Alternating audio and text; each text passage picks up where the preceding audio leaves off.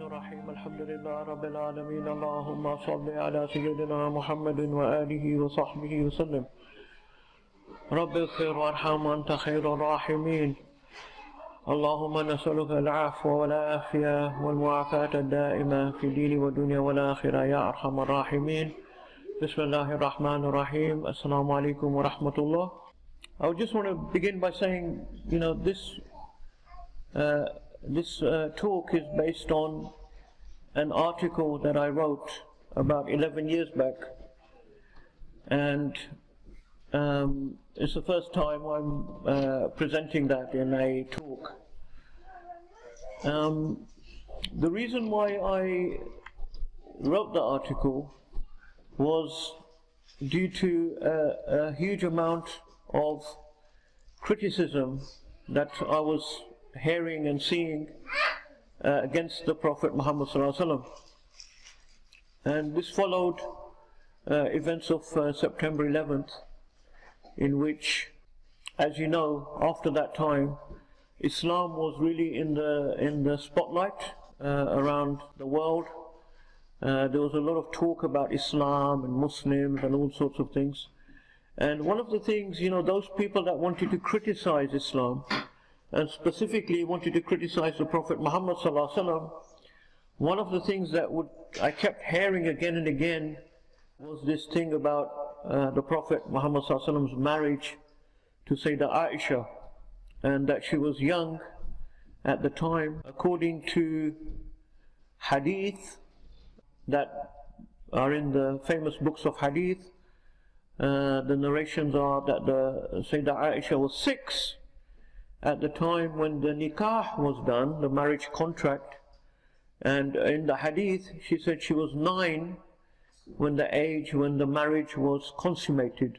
So this was something that I obviously had read in the seerah and in the Hadith over many years, but for me I had never really thought about it much, and I wasn't really something that was an issue for me personally. And but when I was just hearing this on the media all the time, and literally this was the only issue that people could bring who wanted to criticize the Prophet ﷺ, this was the only issue, and I was hearing stuff that was disturbing me a lot, because when I hear people saying things against the Prophet ﷺ, it makes me feel upset, and it makes me feel sometimes angry as well, because that's natural for us as Muslims, because we love the Prophet Muhammad ﷺ very much.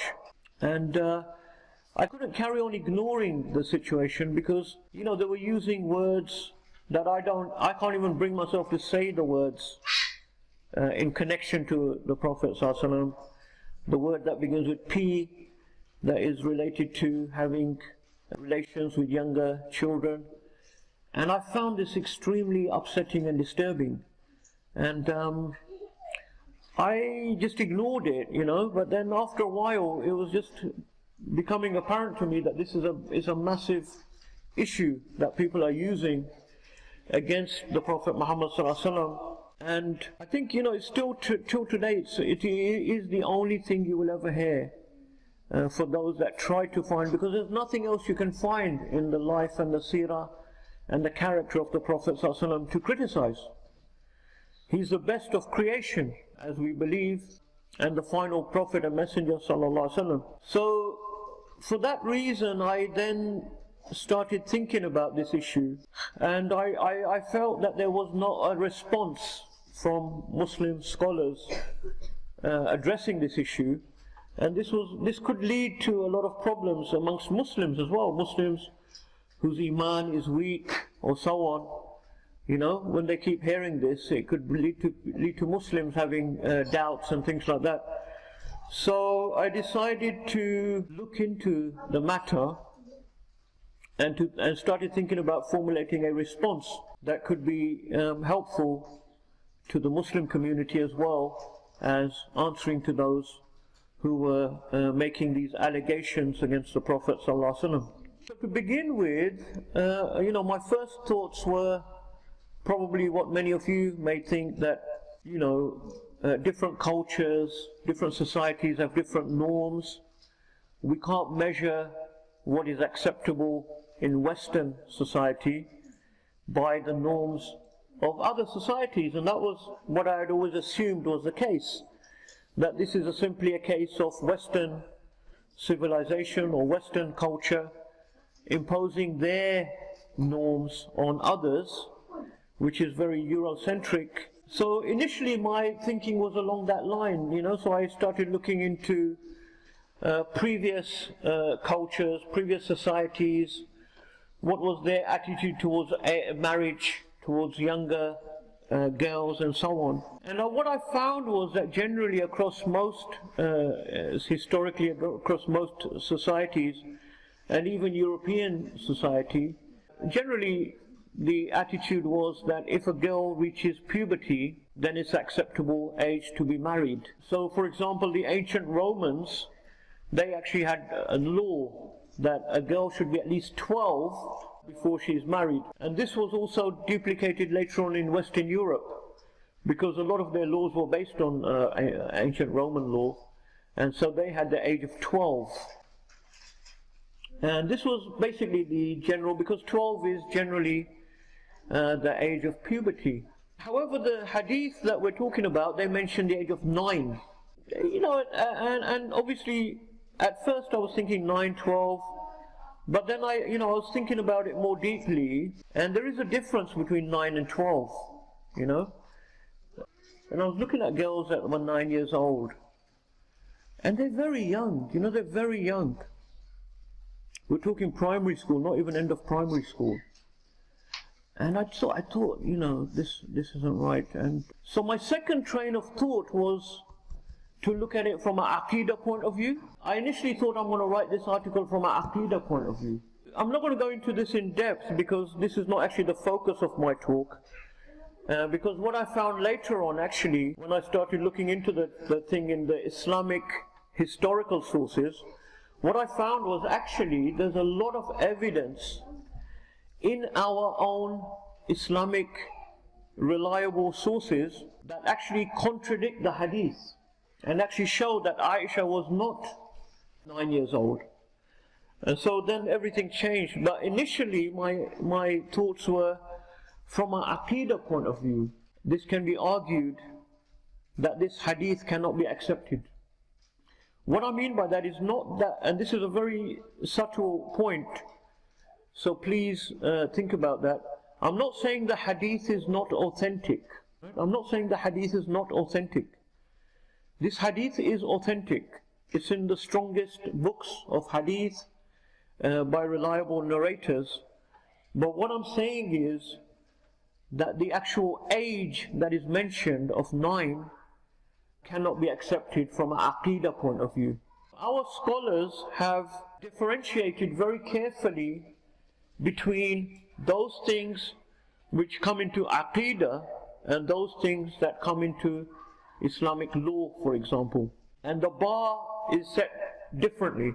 For something to come into Aqidah, it's a much higher level of strong evidence. The strength of evidence has to be much higher for something to be into our Aqidah. Generally the scholars have said that something must be what we call mutawatir. Mutawatir to come into Aqidah. What we mean by mutawatir is that there can be absolutely no doubt that this thing has come from Allah subhanahu wa ta'ala and His Messenger sallallahu alayhi wa sallam. And this is proven by, it has to come from so many different narrators. This thing has to come from so many different people from the Prophet sallallahu alaihi wasallam. In other words, to make it simple, it must come from at least 10 different Sahaba that have narrated that this comes from the Prophet sallallahu alaihi wasallam. At least 10 Sahaba must narrate something from the Prophet sallallahu alaihi wasallam for it to come to the level of mutawatir, which is the level of Aqidah, which means absolute certainty. Because there's no way that 10 people could have got a mistake on something. 10 is an arbitrary figure. Some scholars put it as more than 10. Some said it has to be 40. Some said even more than 40. Some said less than 10. but 10 is generally the average accepted figure, that at least 10 Sahaba must narrate something from the Prophet ﷺ for it to become to the absolute certainty that there can be no doubt in this. Now the Quran, all of the Quran is mutawatir. All of the Quran is mutawatir. Because the Quran was transmitted by many different Sahaba. Much more than 10. So the Quran has got absolutely no doubt. It's absolute 100% certainty. So that's why every single thing in the Quran is automatically aqidah for us. It's our absolute belief, without any doubt. But from the Hadith, it's different. So the majority of Hadith do not reach the level of mutawatir. Let's say, for example, the strongest book of Hadith is Bukhari. Bukhari contains about 9,000 Hadith. And if you take away all of the repetitions, because many of them are repeated Hadith with different isnads, the number is about 1,500 individual different Hadith in Bukhari. Now most of these do not reach the level of mutawatir. Within our entire Hadith collections, which we have tens of thousands of Hadith altogether in all of the collections, only a few hundred, approximately 500, very approximately about 500, reach the level of mutawatir. If we investigate the Hadith of Aisha radiallahu anha, in which she herself narrates the Hadith, that I was 6 years old when I was married to the Prophet ﷺ, and I was 9 years old when the marriage was consummated. This Hadith is narrated by one Sahaba, which is Aisha radiallahu anha herself, and from Aisha only by 2 to 4 narrators. 2 narrators are the main narrators of this Hadith from Aisha, Hisham and Aswad, who are 2 very famous and reliable narrators, and there's 2 less well-known chains. So even though it's a very strong Hadith, it does not reach the level of mutawatir, of absolute certainty. So therefore, the opinion of this Hadith, which is Sahih, is nevertheless, and our scholars have stated this very clearly in the books of Hadith, that there is a possibility of error. There is a possibility of error in any Hadith which does not reach the level of mutawatir, because that is the actual definition of mutawatir, that you get to such a degree of certainty that there can be no possibility of error. So that's point number 1. So initially I was thinking I'm going to write an article from an Aqidah point of view to show that in our Aqidah, because our Aqidah is very clear, that the prophets, any prophet, not just Prophet Muhammad ﷺ, but all prophets are ma'soom. They are absolutely free of any sin, and not just any sin, they are free from any type of reprehensible behavior. They cannot commit any action which goes against what is acceptable, or even something that is considered reprehensible by human beings. Now obviously this brought all sorts of issues up. Who are we to say what is right and wrong? Who are we to say what is reprehensible or not reprehensible? But we have to look at it from a more philosophical point of view, that actually there are certain things that human beings do agree upon that are wrong and reprehensible. I would argue that most human beings would agree that, for example, killing another human being without any reason is a reprehensible. So there is a level where human beings, no matter if you're religious or not religious, or you follow one philosophy or another philosophy, generally human beings can agree there are certain things that are not acceptable, and the prophets cannot be committing any of those actions by our Aqidah. Allah subhanahu wa ta'ala said in the Quran, وَلَكُمْ فِي رَسُولِ اللَّهِ أُسْوَةٌ حَسَنَةٌ. You have in the Messenger of Allah an excellent example. That's why the prophets are sent. That's why the prophets are human beings. Allah doesn't send malaika to be messengers to us. Why? Because they are human beings that we can follow their example. So initially that was my intention, that look, I'm going to have to come at this from an Aqidah point of view, that somehow we have to override the Hadith from an Aqidah point of view. But when I then started researching for the article, I quickly found from our earliest sources, from our earliest hadith scholars themselves, a lot of evidence that Sayyida Aisha was not 9 years old when the marriage was consummated, and in fact she was at least 15 years old, probably older than that, minimum 15 or 16 years old at this time. And so what I'm going to do today, inshallah, I want to present to you the evidence that I found, which for me was very convincing. As I said, I was never a person who had an issue about this thing. I'm not someone who feels that we should be apologetic to Western civilization or we should follow their norms or behaviors. But at the same time, there are general things, and you know, 9 years old is a very young age. So this is what I found. First of all, before even going into the evidence of Sayyida Aisha being at least 15 or 16 years old, and I'm saying at least, you know, there are indications that she was actually older than that. Before I even go into that, I just want to address the issue of Sahih al-Bukhari. Because sometimes when people, you know, see there's a hadith in Sahih al-Bukhari, oh no, we can't question that, that's absolutely certain. And this hadith is in Sahih al-Bukhari. So as I said, I'm not questioning that the hadith is authentic, and I'm not questioning in any way. But if you look at Sahih al-Bukhari itself, there are other hadiths in Bukhari in which the numbers are not precise. The numbers are not precise. A quick example of that is one hadith in Bukhari from Sayyidina Ibn Abbas radiallahu anhu, who said that the Prophet of Allah remained in Mecca for 13 years and then he migrated to Medina. This is the most famous and most well known from the seerah, that the Prophet ﷺ was in Mecca for 13 years, right? He was in 13 years in Mecca, then he went for the hijrah to Medina, and he was in Medina for 10 years before he passed away, sallallahu alaihi wasallam. This is a generally accepted in the seerah.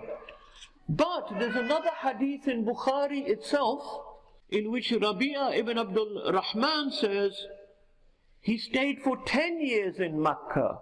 He lived for 10 years in Mecca. This means after becoming a prophet, after getting revelation. He was 10 years in Mecca, and then he went to Medina and he was 10 years in Medina. So how do you explain this? If we're going to say that anything that is in Bukhari is absolutely accurate with no dispute, or you can't dispute the numbers that are in the hadith, then why is there one hadith which says 10 years in Mecca and another hadith which says 13 years in Mecca? So that is just to show to you that the numbers often that are found in hadith are not meant to be taken to the type of accuracy that we have in modern societies. And if we have time, I will come back to that. Well, we may not have time, but a part of my article also looks at that, how numbers were conceptualized in pre-modern societies. You know, we don't realize that because we've grown up in a modern environment where we're very used to counting numbers and to keeping accurate birth dates and so on. But this was by no means the case before 150 years ago. People didn't know when they were born. People didn't keep track of age and things like that. So that's something that if we have time we'll come back to, but we may not have time. But if people want to read more, my article is available online. If you just search with my name and age of Aisha when she got married, you will find the full article, and also you'll find the complete references for these hadith which I'm mentioning today. You can check up the references in Bukhari and the other books that I'm going to mention today, inshallah. So, going into the actual evidence that I'm talking about. Now first of all, when was the marriage consummated? The marriage took place in Mecca, we know that. But the marriage was consummated in the early Medinan period. Imam al-Nawawi, rahimahullah, one of our most famous scholars, says that the marriage was consummated in the 2nd year after the Hijrah, after the Battle of Badr. After the Battle of Badr.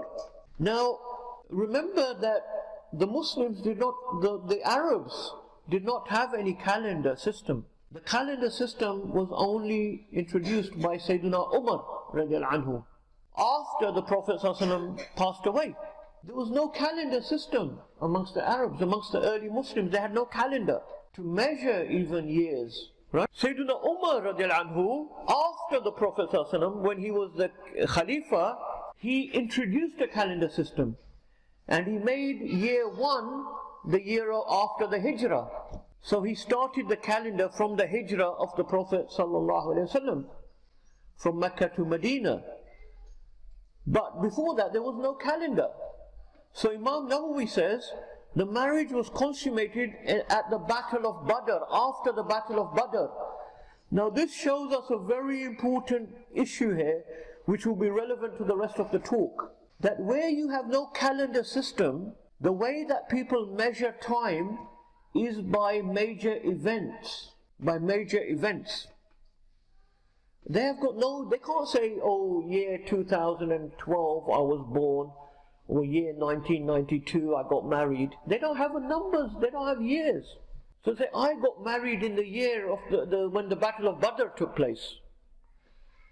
I got married in the year when my father died.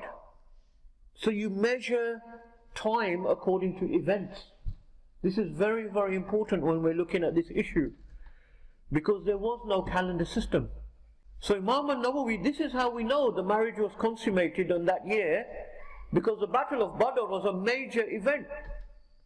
It was a major, major event for the early Muslim community and even for the rest of the Arabs.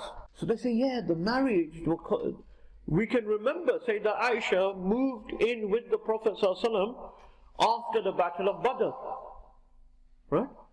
So historians, Muslim historians, had to go back and figure out when all of these events took place. How many years before the Hijrah, how many years after the Hijrah. And they've done this with a high degree of accuracy. But even if you read the seerah and the biographies, they often have a difference of opinion, you know. When did the marriage to Khadija take place exactly? We don't know. When did Khadija pass away? We're more certain about that because this is now in the prophecy, in the time of prophecy when things are being more accurately, but still there's dispute. You know, so most people agree Khadija died 10 years after the revelation started. 10 years into the Meccan period, 3 years before the Hijrah, right? But there'll be discussion about that. Maybe it was 9 years, maybe it was 11 years. There's no accuracy there. So this is very important. So when we go to the first evidence that I'm going to bring, Ibn Hajar al-Asqalani. Ibn Hajar al-Asqalani, one of our greatest scholars of hadith. From the later scholars, not from the Salaf, but from the later scholars, he's considered to be the greatest and most leading scholar of all the hadith sciences. Ibn Hajar al-Asqalani, amongst the hadith scholars, is often known as Musnid ad-Dunya. Musnid ad-Dunya is a title given to him. It literally means he is the locus of all hadith chains in the world. So it means Musnid ad-Dunya, all the hadith go back to him. He's written many famous books. In particular, his commentary on Sahih al-Bukhari is the most famous and most reliable commentary on Sahih al-Bukhari. Ibn Hajar al-Asqalani, in one of his works, he says, in one of his works, Al-Isaba fi Tamyiz al-Sahaba, the biographies of the Sahaba, he says, on the authority of Al-Abbas, the uncle of the Prophet ﷺ, that Fatima was born while the Kaaba was being built. And the Prophet ﷺ was 35 years old. So this is before he get revelation. Remember, the Prophet ﷺ received revelation at the age of 40. So when he was 35 years old, the Kaaba was being rebuilt. If you remember from your knowledge of Seerah, before the Prophet ﷺ became a prophet, the Quraysh, they rebuilt the Kaaba at one time. And the Prophet ﷺ was chosen to lift the stone. I'm sure people are familiar with the story.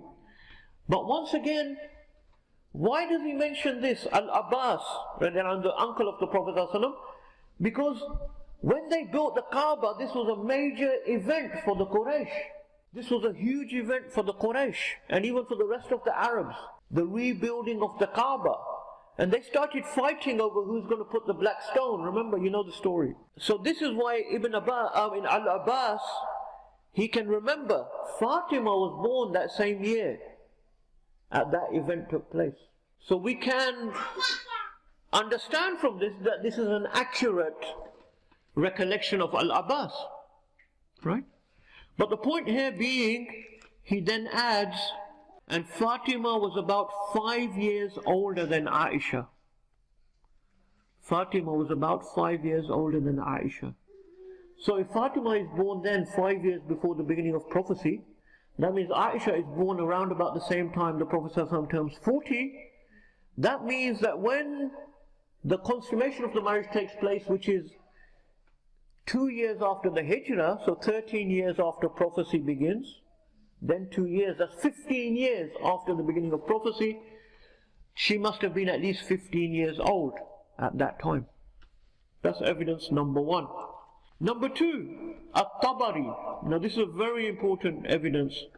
At-Tabari is the leading Muslim historian of the early period. The most reliable, dependable. You ask anyone, whether there is a Muslim scholar, even non-Muslim academics in the West, they recognize the brilliance of At-Tabari and that he was a very accurate, reliable historian. So in Western academia, they've actually translated his whole work, which is called the Tarikh, the history that he wrote, the famous history of At-Tabari. He also has a famous tafsir that many of you may be aware of. The tafsir of Imam At-Tabari is considered until today. You cannot go to any madrasa, but they have the tafsir of Tabari is the top tafsir. It is the most reliable tafsir that we have, because he brings all the narrations from the Sahaba, students of Sahaba, and what their opinions were about tafsir of Quran. At-Tabari's history is a key work of early Islamic history amongst Muslim scholars and non-Muslim academics. Now At-Tabari, he quotes, and please look at my article if you want to find the actual quote. You can look it up in Tabari. As I say, it's actually been translated, so you can see the translation in English for yourself. He says in the chapter when he's talking about the events of year 13, he has a subheading about Abu Bakr. Because obviously, as you know, Aisha is the daughter of Abu Bakr radiallahu anhu. And in his section about Abu Bakr, he talks about the wives of Abu Bakr radiallahu anhu. So you can easily look this up. And what does he say? I'll give you the quote. He says, in the age of ignorance, in the time of Jahiliyyah, in other words, before the revelation, Abu Bakr married Qutayla, his one wife, and she gave him the children Abdullah and Asma. Asma is the older sister of Aisha. He also married in the Jahili time, before revelation, Ruman, and she gave him the two children, Abdur Rahman and Aisha. Right, so these are his 4 children. All 4 of these children were born in the pre-Islamic period. All 4 of these children from these 2 wives that I have mentioned were born in the time of Jahiliyyah, before the revelation. So this is the same as what Abbas was saying, that before the revelation Aisha was born. So remember, even if she was born in the year of revelation, when the Prophet ﷺ is 40, she would have been at least 15 when the marriage is consummated. But he says she was born before the revelation, so she must have been over 15 years old. Now, the interesting and important thing to remember is At-Tabari. You might think, well, maybe Tabari didn't know about the Hadith in Bukhari, which is preposterous, because At-Tabari is one of the strongest of the early Hadith scholars himself. And what more proof do you need but that Imam At-Tabari actually has got the Hadith in his own book, about 6 and 9. He has the Hadith in his own book. When Aisha said, I was 6 when I got married and I was 9 when the marriage was consummated. So how does this make sense? Why does he say this in one place and then he quotes the hadith in the other place? If you go to a madrasa and you study Islamic texts, you will see that this is very well-known methodology of our hadith scholars. Imam al-Tabari, this is his methodology. If you look at his tafsir, when he does a tafsir of any ayah of Quran, he will bring all of the narrations from the Sahaba, from the Prophet ﷺ, even from students of Sahaba, what is the different meanings or the different interpretations or opinions about this tafsir. And after he will faithfully transmit their opinions, he will then sometimes give his own opinion. In other words, this is an academic approach. You bring all the evidence that you find from different narrations and then you summarize, you give your conclusion. If those evidences may contradict each other, you as a scholar, as a historian, then have to give your opinion after looking at all the different evidence. So he brings the hadith, he knows about that hadith. But when he says this statement that they were born before the time of Jahiliyyah, do you think he hasn't figured out, oh wait a minute, this doesn't figure out? Don't forget he's a historian.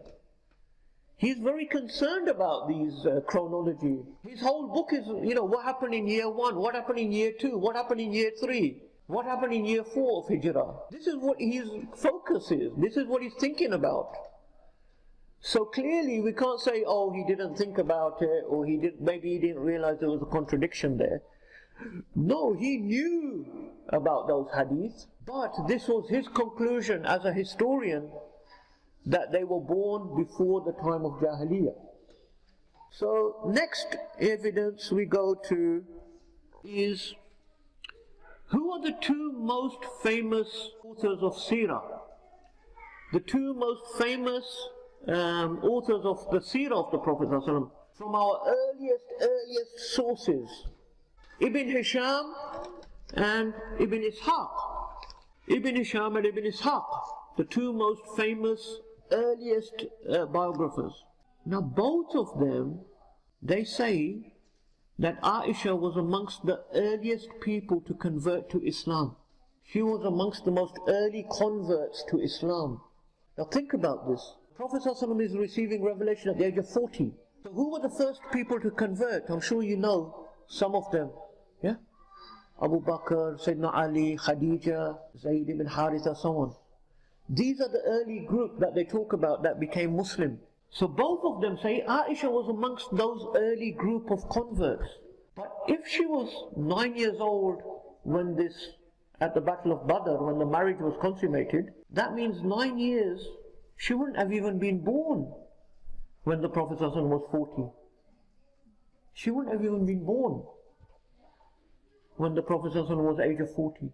She would have been born, so 9 years, she would have been born 7 years before the Hijrah. She would have been born 5 years after the first revelation. She would have been born 5 years after the first revelation, if we accept the age of 9. So, are we saying Tabari's got it wrong? Ibn Hajar al-Asqalani's got it wrong? Ibn Ishaq has got it wrong? Yeah? Ibn Hisham has got it wrong? The earliest biographers of Seerah, they all got it totally wrong? Yeah? And they know about that hadith, the 6-9 hadith. The 6-9 hadiths are very famous. They're in many of the books. But this is the historian, the scholar. They know about those hadiths, but they're looking at all the other evidence as well. Right? And they're coming to their conclusions. So, for example, Ibn Ishaq, he said Aisha embraced Islam when she was young, after 18 others had become Muslim. So only 18 people had become Muslim. This must have been in the first year of revelation that she became Muslim. And think about it, she must have been old enough to actually become Muslim. She can't have been even 2-3 years old. Because you can't say to a 2-3-year-old, oh, they've become Muslim. Right? She must have actually been of an age where she could actually say, Ashhadu an la ilaha illallah, and mean it. So she must have been well over 15 years old according to this, when the marriage was consummated. She must have been born a good few years before the prophecy began. Which is what, if you remember, which is what At-Tabari said as well. Now, just to give you a quick last few minutes, to give you a few of the other evidences quickly. Imam al-Nawawi, rahimahullah, I'm sure you've heard of him, Riyadh al-Salihin, all these famous books, one of our greatest leading hadith scholars once again. He says in his book, At-Tahdhib al-Isma' wal-Lughat, that Asma was 10 years older than Aisha. Asma, remember, was a sister, older sister of Aisha. She was 10 years older than Aisha. And she was born 27 years before the hijrah of the Prophet ﷺ. She was born 27 years before the hijrah. And she's 10 years older than Aisha. So when is Aisha born? When is Aisha born then? 17 years before the actual hijrah. The hijrah is 13 years after the revelation, so 4 years at least before the revelation she was born, right? Ibn Kathir, you've heard of Ibn Kathir, the famous tafsir. It's in all of your houses, right? In one of his books, Al-Bidayah wa Nihaya, Ibn Kathir also says the same thing. Asma was 10 years older than Aisha, and she died in 73 after hijrah at the age of 100 years. Now this is very important, and many other sources I've got here as well say the same thing. Asma died in the year 73, we know that. Because by this time the Islamic calendar is there, people are counting the calendars, people are writing down the biographies and the famous events. So Asma died in the year 73 after hijrah. And she was 100 years old, according to many sources. People aren't just going to say that for no reason. You're not just going to say someone is 100 years old for no reason, right? You're going to say that because you know she must, it's an age when people notice, oh, she's going to be 100 now, right? She's in the 10th decade of her life. So she died in 73, she's 100 years old. How many years before hijrah does that make her then? She's 73, yeah? So about 27 years, isn't it? 27 years before hijrah, she's born. Aisha is 10 years younger than her. So that means Aisha is born about 17 years before the hijrah. The marriage is consummated 2 years after the hijrah. So she's about 19, according to these evidences. Right? I'm going to very quickly mention the last two, inshallah, just to show you. Al-Bukhari himself narrates that Aisha said, I was a playful girl, I was a jariyah when the verses of Surah, I haven't got the name of, I haven't got the surah actually here, I've got the ayah, but anyway, there was a particular surah that she mentioned was revealed when she was a young girl, and according to the tafsir, that surah was revealed 5 years before the hijrah. Anyway, so there's more and more evidence that she was a young girl 5 years before the hijrah. She couldn't have been 2 years old, in other words, when that surah was revealed. In Bukhari as well we find, and this was just my further research, because you can probably look up more things for yourself. We can find descriptions of Sayyida Aisha in certain events, yeah? So Bukhari says, the Sahaba narrates that on the day of the Battle of Uhud, people retreated and left the Prophet. I saw Aisha, the daughter of Abu Bakr, and Sulaym with their robes tucked up so that the bangles around their ankles were visible. They were hurrying, and in another narration it said they were carrying water skins on their backs.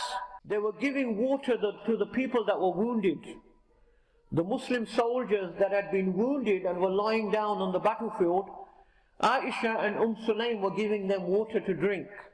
Now think about this. First of all, the Battle of Uhud is 1 year after Badr. So 1 year after the marriage is consummated, right? The Battle of Uhud. And once again, this is very, very reliable because this is a Sahabi, he's witnessing this in a major event. It's a major event. We know exactly when Battle of Uhud took place because there's thousands of people that are narrating this event, the Battle of Uhud. So this Sahabi, he's eyewitnessed this. I saw Aisha giving water to people. But according to, if we believe she was 9 at the marriage, that means she could have only been 10. Do you think a 10-year-old girl is going to be allowed on a battlefield, right, giving water, walking around giving water to... The Prophet ﷺ didn't even allow a young boy to go into battle who is about 13, 14. A boy. He didn't let him come to the battlefield. So anyway, so there's many other, we can investigate the issue with many other issues. So inshallah, I want to bring it to a close there. I've given you the main gist of the evidences that there are in the earliest sources. If you read the article, I go into other aspects, like we mentioned about calendar system. People didn't know about their birth dates in those times. You know, if we go back 150 years ago, even in England, people didn't know when they were born. If you go now to a village in Pakistan or Bangladesh, yeah, ask an old lady, when were you born? They don't know when they were born. Right? They don't know their birth date. No one knows their birth dates. They just, when they come to England, they make them up for the passport, right? Yeah? That's why it's always 1st of January, 1st of January something. Right? So but this was common across all societies. It's only because now we have bureaucracy, everything is written down, everything is recorded. So that's one aspect. Another aspect was how numbers were conceptualized, but we don't have time to go into that, inshallah. I'll stop there. May Allah subhanahu wa ta'ala accept all of your attendance, and may Allah subhanahu wa ta'ala increase us in knowledge. May Allah give us tawfiq not to say anything that is disrespectful or inappropriate. This is my genuine, as I don't consider myself to be a scholar, but my teachers have qualified me to be a scholar, and this is research I've done that I'm convinced about. Before I published this work, I gave it to other scholars to look at, very knowledgeable people, in case I was doing something completely wrong, and they looked at it. We're not questioning the isnad or that the hadith is authentic. The only thing we're questioning is the actual numbers that are in the hadith. Are they meant to be taken in such a literal way? And hopefully, inshallah, we've given enough evidence to show that this was not the case, and this was not even the way that our earliest and greatest scholars have understood those hadiths. But inshallah, may Allah accept from us all of our efforts. Jazallahu anna Sayyidina Muhammad sallallahu alayhi wa sallam wa ahlu. Jazallahu anna Sayyidina Muhammad sallallahu alayhi wa sallam wa ahlu. Jazallahu anna Sayyidina Muhammad sallallahu alayhi wa sallam wa ahlu. Subhana rabbika rabbil izzati amma yasifun. Wa salamun ala al-mursaleen. Alhamdulillahi rabbil alameen.